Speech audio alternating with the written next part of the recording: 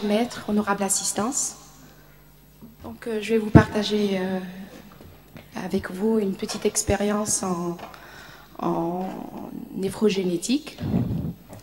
Donc, sur quelques observations où les malades ont erré des années et des années pour atterrir, et qui ont vu beaucoup de médecins et beaucoup de spécialistes, pour atterrir en fin de compte sur une complication rénale qui a motivé leur consultation chez nous.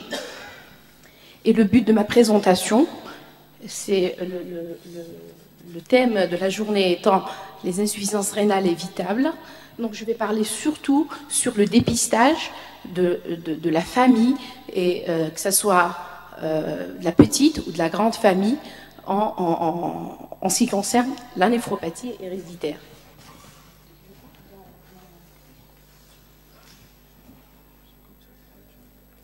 Très bien, merci.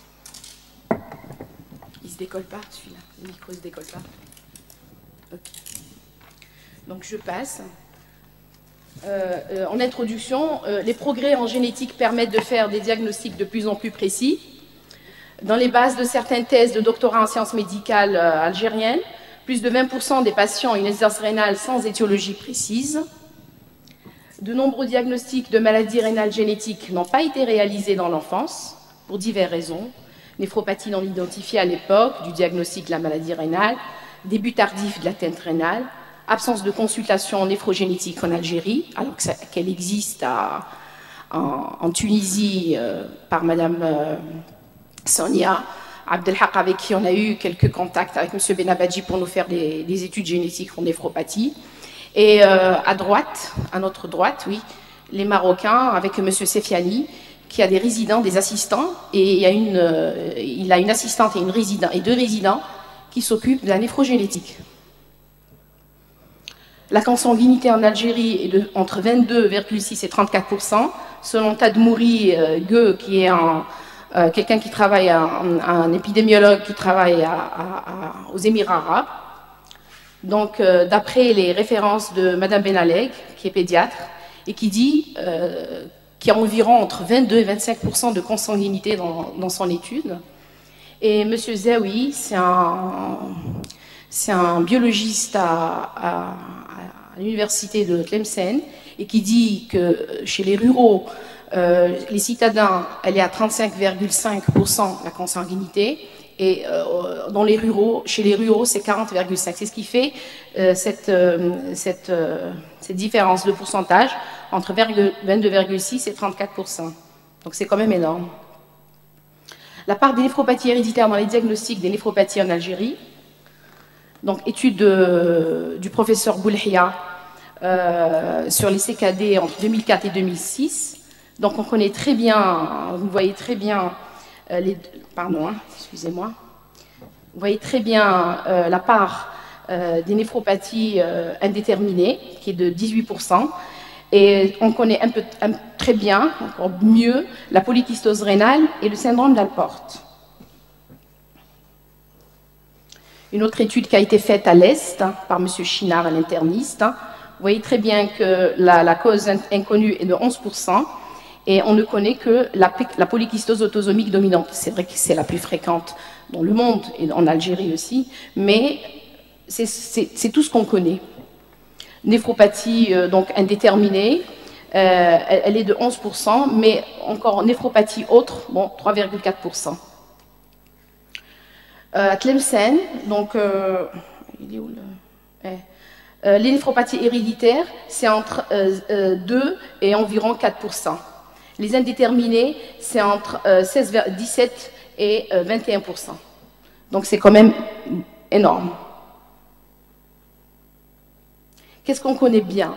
Plutôt la polykystose autosomique dominante, mieux l'Alport. J'ai mis le Fabry juste pour titiller un peu, mais on connaît aussi la néphrolephtise devant les néphropathies tubulo-interstitielles chroniques. On connaît un peu l'amylose secondaire à la FMF. Donc j'ai devant moi M. Louni, c'est le premier cas avec qui j'ai travaillé quand j'étais résidente en deuxième année. Donc ça, on les connaît bien, mais pas très bien. C'est-à-dire que les assistants savent faire ces diagnostics, mais les résidents en consultation seuls passent à côté. Donc on en a vu Berger, Alport pris pour Berger, néphronophthise prise pour une néphrite tubulo-interstitielle chronique banale, etc. Donc tout ça passe dans les indéterminés. Quand on pense à une néphropathie d'origine génétique, toute anomalie rénale survenant chez un patient jeune, pour moi néphropathie chez un patient moins de 40 ans, pour moi, c'est jeune, parce que tout ce qui est en haut pourcentage, c'est plutôt les néphropathies vasculaires et les néphropathies diabétiques. Donc, quelqu'un qui a une protéinurie, une insuffisance rénale, mise à part hypertension artérielle ou diabète, avec quelques antécédents ou sang, issus d'un mariage consanguin ou sang, il faut faire un interrogatoire bien précis. Donc, devant toute protéinurie, une baisse de DFG, sans diagnostic posé par la PBR, parce que la PBR ne peut pas nous donner tous les diagnostics, il n'y a pas d'immunohistochimie, il n'y a pas pour le Alport l'école, etc. Donc ça reste quand même des néphropathies. Donc ceux qui se permettent de faire une épidémiologie des PBR, bon, la plupart restent énigmatiques. Si c'est lupus, diabète, etc., c'est bon. Mais le reste, néphropathie tubulo-interstitielle, pas très clair, ils laissent dans les indéterminés.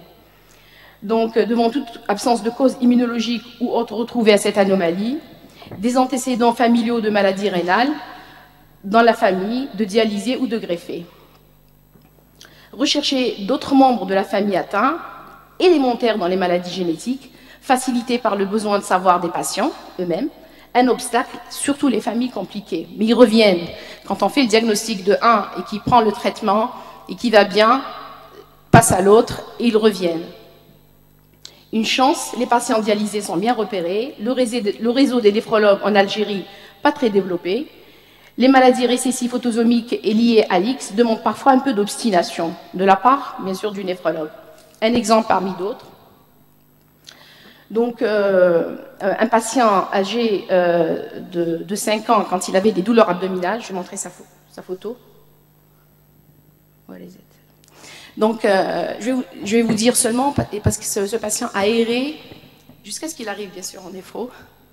Donc, à l'âge de 5 ans, il fait une hépatosplénomégalie hospitalisée en pédiatrie, rien. 5,88, donc hospitalisé à l'âge de 30 ans, en 2018, au service de médecine interne pour une petite insuffisance rénale. L'hépatosplénomégalie n'a pas été étiquetée. Vous avez vu son allure, le faciès qui est complètement chargé, rien. Hypertriglycéridémie, rien. Il demande à l'étranger, puisque c'est gratuit avec le laboratoire Fabry, le dosage de la sphingolipide, rien. Gaucher, rien. Fabry, rien. Donc, devant cette insuffisance rénale, une PBR a été faite. Oui, bon, je continue la clinique. Insuffisance rénale, protéinurie minime, syndrome polyuropolydipsie, hépatosplénomégalie, une hypouricémie, une hypertriglycéridémie et une thrombopénie. Un taux bas d'acide sphingomyélinase, puisqu'il y avait l'hépatosplénomégalie, donc on a demandé le dosage en pensant que c'est un Fabry. Donc un taux bas d'acide sphingomyélinase à 52. Et ils font l'étude génétique et ils tombent sur une mutation typiquement maghrébine d'un syndrome de Niemann-Pick, ce qui explique l'atteinte cutanée, l'hépatosplénomégalie. Mais on pensait, en faisant la PBR, de retrouver des cellules spumeuses de dépôt lipidique. Mais ce n'est pas ce qu'on a eu. On a eu des lésions interstitielles. Et c'était un syndrome de Bray-Fanconi autosomique dominant avec une étude génétique non faite. Je reviens à l'arbre généalogique en faisant l'interrogatoire. Bien après, en cherchant, parce que nous, on n'est pas tombé sur les dépôts de cellules spumeuses du Niemann-Pick, on tombe sur une maman, ça c'est le propositus, on tombe sur une maman qui a une insuffisance rénale et un grand-père maternel qui est en dialyse. Donc, la maman est prise en charge, mais le grand-père est décédé. Donc, sur un malade qui a vu un pédiatre, qui a vu pour son hépatosplénomégalie des radiologues, qui a vu pour son acné, il dit que c'est un acné, 4 ou 5 dermatologues, ce patient, il est passé de 5 à 30 ans pour tomber chez nous pour faire un diagnostic. Donc là, on attend qu'il parte en France pour prendre le traitement pour son Niemann-Pick type B. Voilà, je passe. Donc, trouble rare du stockage lipidique, lysosomal, autosomique récessif.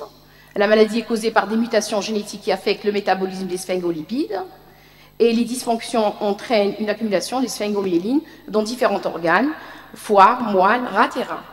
Mais nous, comme on n'a pas trouvé, donc on s'est dit que cette atteinte rénale a un autre diagnostic et on est tombé sur un tonidobre-fanconi dominant puisque le grand-père et la maman étaient atteints. Donc, multiples anomalies de la réabsorption tubulaire rénale proximale, entraînant une glucosurie, une phosphaturie, une aminoacidurie, qui peut être héréditaire ou acquise. Un syndrome en cachait l'autre, 2 maladies rénales héréditaires chez un même patient, mais le diagnostic de l'atteinte rénale a traîné. L'obstination du néphrologue à faire la part des choses et l'insistance du patient à parler de la maladie de ses parents. C'est quelque chose de très important, ça. Ma mère a une hypouricémie, ma mère a une insuffisance rénale, mais moi, on n'était pas vraiment dans le... Mais c'est l'insistance du patient qui nous a un petit peu orientés sur la néphropathie causant l'insuffisance rénale et son suivi chez nous. La deuxième observation, donc, je vais parler maintenant de la maman qui parle du drame de sa famille. Donc, c'est une femme de la quarantaine qui dit qu'elle avait une polykystose dominante, autosomique dominante, puisque sa sœur et son frère ont la même chose. C'est son père qui est décédé en dialyse, sa tante paternelle et sa tante et son oncle paternel, son oncle et sa tante paternelle qui sont décédés aussi en dialyse. La grand-mère maternelle est décédée aussi d'une polykystose. La fille avait aussi une polykystose. Mais son motif de consultation, c'était pas ça. C'était que son fils a uriné à l'âge de 2 ans une lithiase et avait une néphrocalcinose. Donc nous, on se disait, c'est peut-être une lithiase, c'est rien du tout, il faut chercher la polykystose plutôt. Mais devant l'insistance de la mère, l'étude photospectrométrique avait montré que c'était du wild light, et là on a pensé à une oxalose. Donc ça c'est la maman, le scanner de la maman et de la fille, puisqu'on l'avait, et ça c'est le scanner de l'enfant. Au fait, donc l'étude génétique a été faite chez Sonia Abdelhaq, que M. Benabadji a contacté. Il y avait une résidente algérienne qui était en Tunisie, Mme Afef, Tiyara Afef, qui nous a aidé à faire le diagnostic de l'oxalose chez ce petit. Donc, elle avait retrouvé une mutation maghrébine, c'était la isoleucine à la place de 244e tréosine. Donc, c'est une oxalose. Donc, c'est une oxalose. Chez la même famille, il y a une polykystose et une oxalose.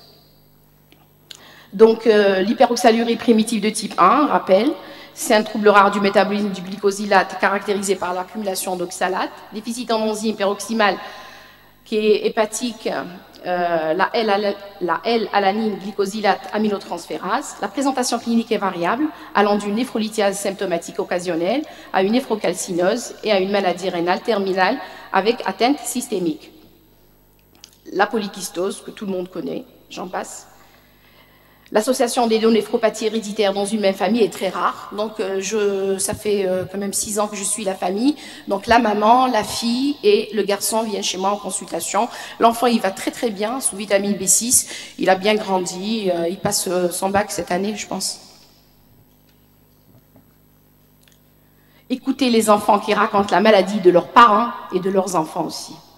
Donc le côté familial m'intrigue énormément, puisque c'est pas des consultations de 10 à 15 minutes, on discute de la famille, de l'arrière-famille. C'est important dans le dépistage des néphropathies héréditaires qui passent silencieusement jusqu'au jour où on les emmène chez nous pour dialyser, c'est tout.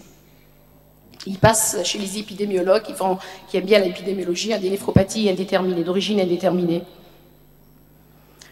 Donc, celui-là, c'est un homme de 35 ans qui nous a été adressé pour PBR devant un syndrome néphrotique impur avec HTA, insuffisance rénale sévère, puisqu'il était en dialyse avec hématurie, hypertriglycéridémie. Donc, 3 ans auparavant, il y avait juste un syndrome néphrotique, on l'a bourré de corticoïdes, jusqu'au jour où ils nous disent que le syndrome néphrotique est corticorésistant, ça ne donne rien du tout. Il faut faire une biopsie pour voir ce qu'il y a dedans. Donc, en plus, il avait un gyrotoxin, c'est-à-dire des dépôts lipidiques autour de l'œil. Mais il dit aussi que la maman et la sœur ont la même chose. Bon, nous, on ne le prend pas au sérieux, on dit que c'est peut-être un Fabry. On va faire la PBR et on verra.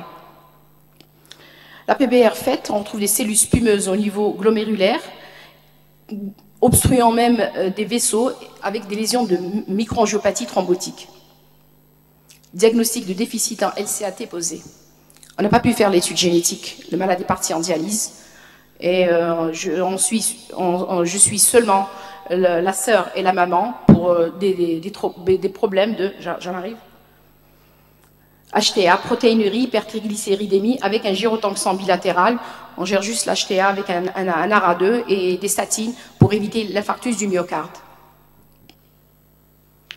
Donc, troubles génétiques rares du métabolisme des lipoprotéines. À ce jour, à peine 30 familles ont été recensées dans la littérature et la prévalence de la maladie est inférieure à 1 sur 1 million.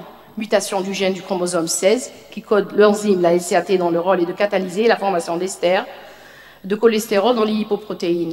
La mutation entraîne une déficience de l'activité enzymatique qui peut être complète ou partielle. Donc, il y a une accumulation des dépôts partout et même dans le rein. Donc ce malade a dû errer en ophtalmo pour des lésions au niveau de l'œil. Mais malgré, il n'avait pas juste une baisse de l'acuité visuelle secondaire à une cataracte. Mais il avait l'hypertriglycéridémie, l'HTA, etc. avant d'avoir le syndrome néphrotique. La quatrième, donc c'est une famille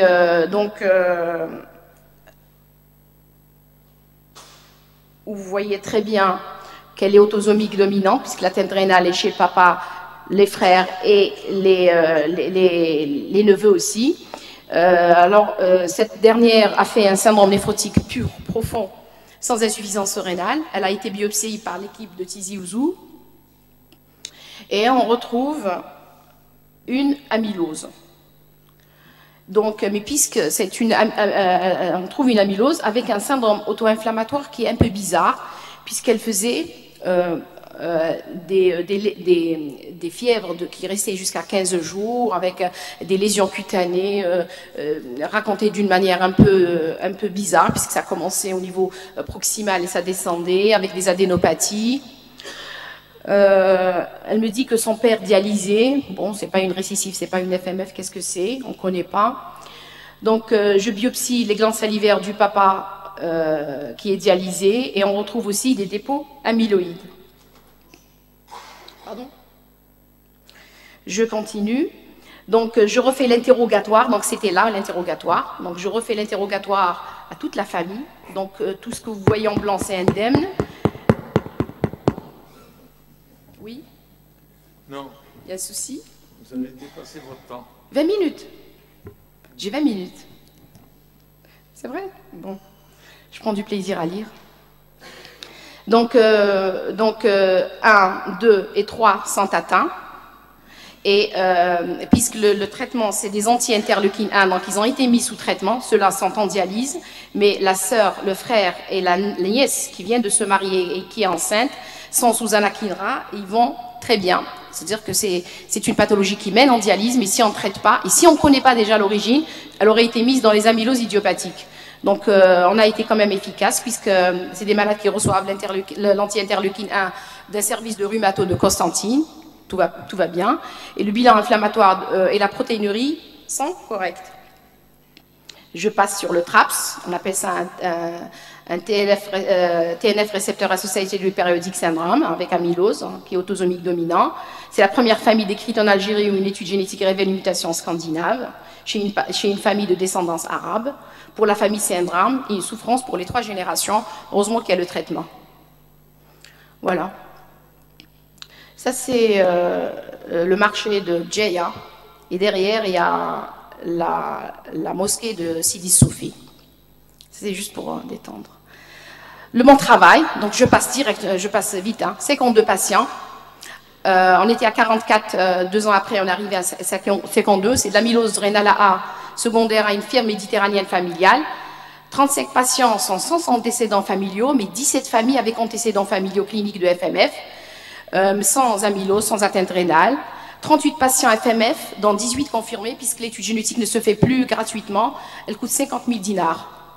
Donc ceux qui croient en cette maladie prennent la colchicine, mais ceux qui ne croient pas font l'étude génétique et prennent le traitement. Voilà. L'intérêt de l'étude de l'interrogatoire révélant d'autres cas dans la famille. De toutes les façons, quand on met ces malades, dont j'en reviens, quand on met ces malades sous traitement, et qui vont bien, ils vont appeler leurs cousins, leurs arrière-cousins, leur famille, de tout le territoire, et ces gens-là aiment prendre la colchicine parce c'est un drame pour eux de vivre ça une fois chaque mois ou une fois chaque 3 mois. Donc vous voyez tous les signes cliniques, de l'érysipèle, de la monoarthrite. Ils voient tellement de médecins, des rhumatos pour la tête rhumato, le chirurgien pour la tête digestive. Donc on voit très bien l'hépatosplénomégalie, l'épanchement pleural unilatéral au cours, la cérite au cours de la crise. Donc les patients essaient la colchicine pendant 1 mois. Après, ils contactent le reste de la famille. Ils ne voient plus de psychologues, de psychiatres ou d'autres spécialistes. Ils sont attachés aux néphrologues, même ceux qui n'ont pas d'atteinte rénale. Identifier une cause génétique éventuelle à une maladie rénale, réaliser un conseil génétique pour les patients. Je n'ai pas voulu lire but des consultations spécialisées puisqu'il n'y a pas en Algérie. J'espère qu'il y en aura. Exclure une maladie génétique contre-indiquant un don ou une transplantation de rein au départ d'un donneur vivant. Il y a eu beaucoup de néphropathie héréditaire après transplantation récidive de la néphropathie. La motivation des néphrologues d'adultes doit rester intacte et solide pour offrir aux patients et à leurs familles toutes les chances d'un diagnostic précis, porteur le plus souvent d'une meilleure prise en charge à l'avenir et dépister le reste de la famille, sensibiliser les patients pour des mariages non consanguins pour leurs descendants, proposer des dons de reins de cadavres pour les insuffisants rénales chroniques terminales à défaut d'études génétiques. Gardez en mémoire les diagnostics non faits. Ça, c'est la petite Eya, dont la sœur est décédée d'une amylose rénale et le frère en dialyse. Ils sont tous partis à Lille. Elle aussi, elle est FMF, qui prend de la colchicine et elle va bien. Et le Hadja, la famille Hadja Abdelrahman, il la connaît, monsieur Benabadi, c'est l'arrière-grand-mère d'une fille qui a été biopsiée il y a 3 mois, amylose. Elle a été mise sous colchicine, l'érysipèle a disparu, elle a demandé à prendre la colchicine pour qu'elle ne soit pas traumatisée par l'érysipèle. Merci.